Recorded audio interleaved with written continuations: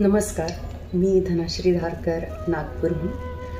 माझी खूप जवळची मैत्रीण, उत्तम लेखिका, उत्तम कवयित्री, उत्तम अभिवाचक, उत्तम रंगकर्मी आणि निष्णात फिजिओथेरपिस्ट डॉक्टर सुमेधा हर्षे हिची मला खूप भावलेली, खूप काही शिकवून जाणारी एक सुंदर कविता मी आपल्यासमोर सादर करते.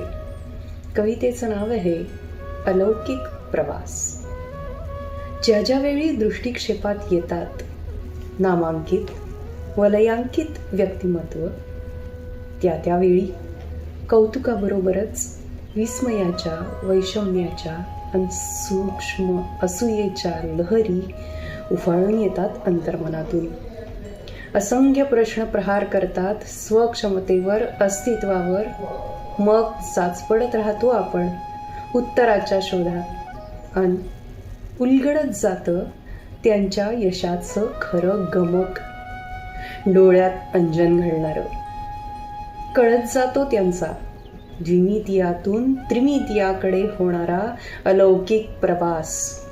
जगाला दिसत असतो फक्त त्यांचा यशस्वी चेहरा, ज्याचं श्रेय आपण पटकन देऊन टाकतो त्यांच्या भाग्याला. पण त्यांचा खरा आकृतिबंध द्विमितीय नसतोच काही.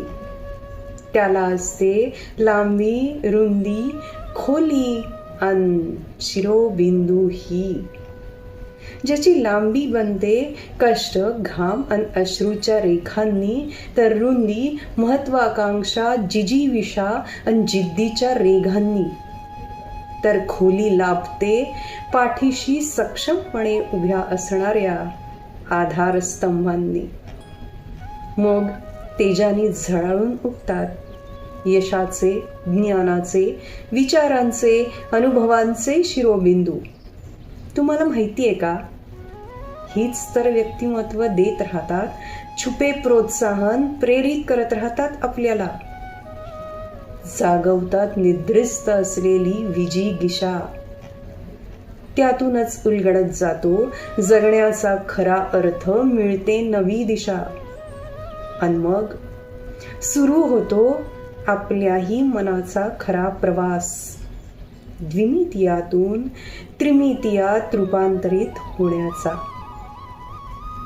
धन्यवाद.